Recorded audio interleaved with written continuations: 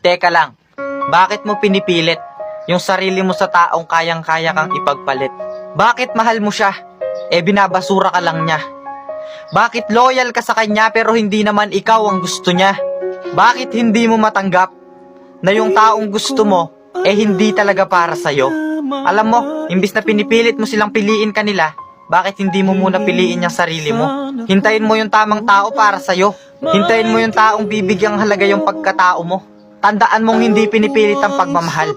Kusayang nararamdaman, pinipilit mo silang mahalin kanila, kaya ka nasasaktan.